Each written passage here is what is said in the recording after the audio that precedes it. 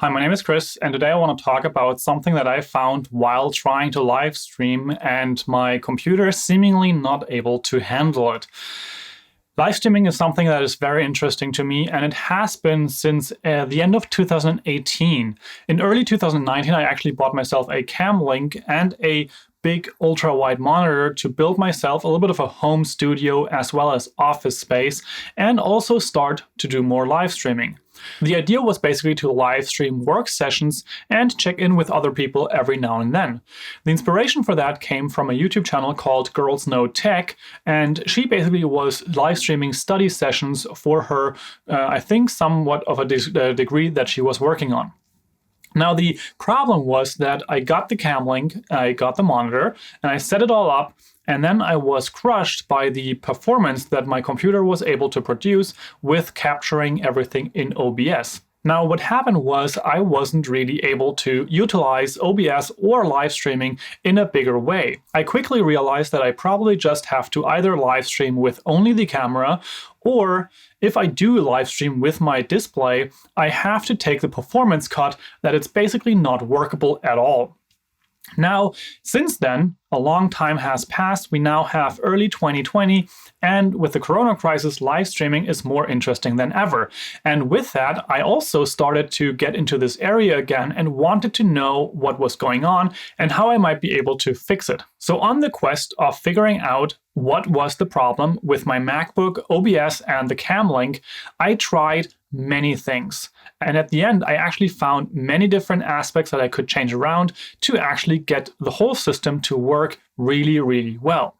Now, a couple of things were not necessarily in my control. One of those things being that now with OBS 25 for macOS as well as for Windows, this release actually changed the game completely for the Mac version, because now the Apple hardware encoder actually is supported inside of OBS in a way that it does not crash immediately. I personally have the experience with previous versions of OBS that the OBS hardware encoder, the Apple VT-H264 hardware encoder, actually crashed, or at least got really basically not usable at all with that setting. And I had to use the FFmpeg encoder, at least for live streaming. For recording to the disk, it always worked. Now, there is something to be said about this hardware encoder, which is that it is only variable bitrate, and that is not ideal for live streaming to YouTube, Twitch, and other platforms. However, it is the one that works really, really well, and it does preserve a lot of the CPU power to be used in applications that you're running on your computer. So using that Apple hardware encoder was already part of the solution to getting that whole system set up and running nice and smooth. However, there were actually two more aspects that were much more important to this whole ordeal. One of those two aspects was to actually not run my big ultra-wide monitor, which is a 4K kind of 4K able monitor, not run that in HiDPI mode. In HiDPI mode, the capture engine inside of OBS will actually have to capture 4 times as many pixels than you would actually end up displaying on the screen for the people to watch. Most people stream at 720 or 1080p, which is full HD. Even if you do stream at 4K, the, in my case, ultra-wide monitor would still have way too many pixels in HiDPI mode. Of course, HiDPI mode on a local device displaying that information may make the picture that much nicer for you to look at. However, in a live streaming situation, I find it way more important to have my computer's performance at my disposal while also live streaming the best picture possible. And with a live streaming at 1080p or a smaller resolution, if you actually capture the HiDPI mode, then there's also scaling going on. So there's a lot of work for the graphics card as well as your CPU to go into that to make all of those pixels conform into your live streaming canvas. What I actually found in my testing was at the start, my GPU processing power would actually skyrocket all the way up to 100% very, very fast. And then when I figured out that I had to reduce the HiDPI mode, now it is actually just about 20% in the GPU processor power usage. and also using an cam link, which is connected via USB, which I presume also uses part of the GPU, at least the dedicated one in the 15-inch MacBook Pro that I have right here. Now, the Apple hardware encoder actually uses the internal GPU, which is really handy because that way they can do their work separate from each other and don't necessarily reduce the performance of another. But now let's go over to the screen, and I'm going to share with you how you may be able to also figure out whether or not this is happening. To also check how you can see your GPU processor power on your computer and set it up in OBS so that you can check whether or not you are capturing the right resolution. And I want to show you an application that you can use to actually also change your resolutions, because the system preferences display settings don't necessarily give you the option to actually choose between high DPI and not high DPI. So let's jump over to the screen and get into it. Now, what you can see on the screen right now is OBS on one side, as well as the activity monitor on the other side, where you can also see some of the graphics card data. Now, how you can get all of this visible is basically just by opening up Activity Monitor, which is a system application which comes with every Mac. And I'm just using Alfred to open it, but if you're using Spotlight, which is Command and Spacebar, you can just open it as well. Now, inside the Activity Monitor, you will want to go to Window, and there you have the CPU history as well as the GPU history, which you can make visible right there. And with that, you can see in my case, I have the MacBook Pro 15-inch 2017 model with a dedicated graphics card. So I actually have the Intel graphics card, which is built in, and then also the AMD Radeon Pro 550 or 560 built in. So those are my graphics card. And down below here, we have my CPU cores, and then we have all the programs that are running on my machine. One thing to note is that this may actually be also skewed by the screen recording that I am running through ScreenFlow. So the results may vary if you look at this from a different machine. Now, opening up OBS and also adding the display capture source right here, we are going to add this, and then we just open up the 0 monitor, which is my external monitor here. We can see the transform fit to screen. Now you can see the whole screen recording again on the OBS monitor. And what you can actually see, even without starting to stream, there's a small increase in the GPU processing power needed to actually get this captured. However, this will look vastly different if I change to a high DPI mode, because right now I'm running in the native mode.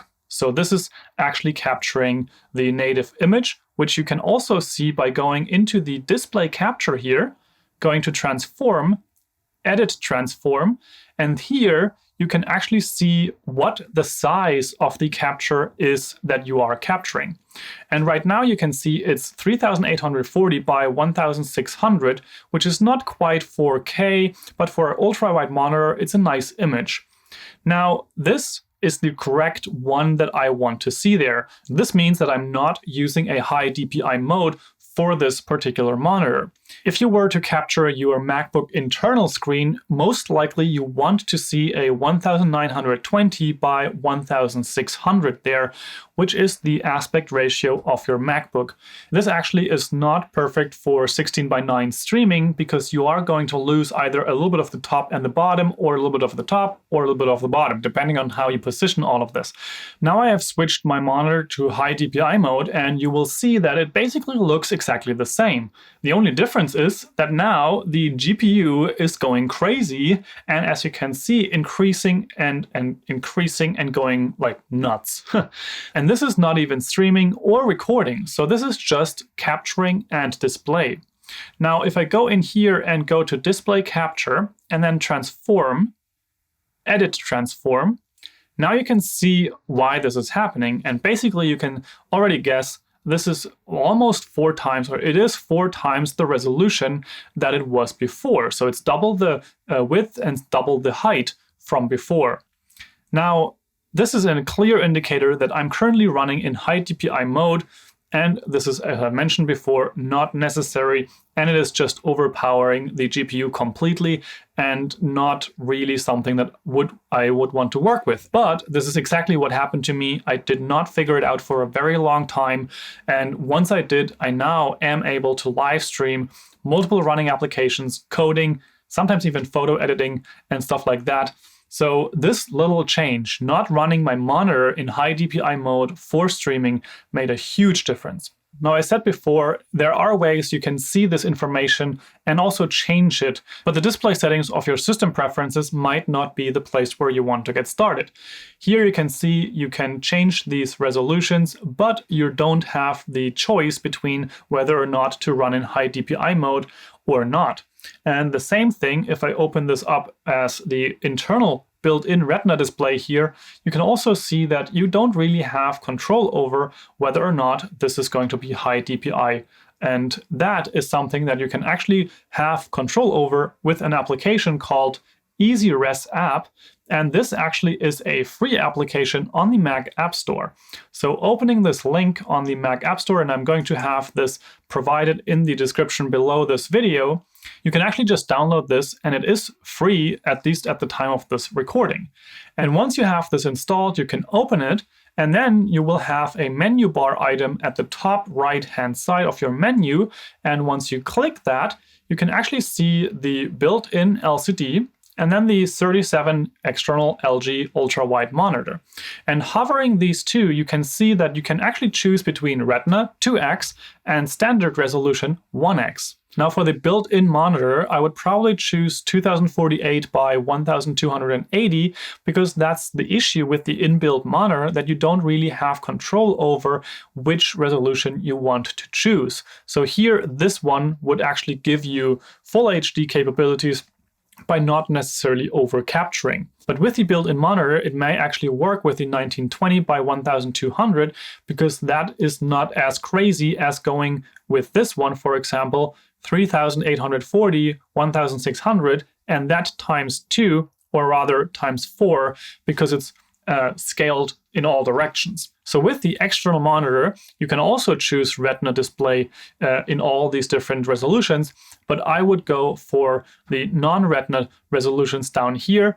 And as you can see, you can actually also go to 1920 by 1080, which would be the one that I would record with or stream with. However, I actually prefer to use the big one, the 3840 by 1600, and then just crop it down so that I have left and right, I have a small area which is not being live streamed, and I can still use that to have a chat application open or similar things outside of the screen.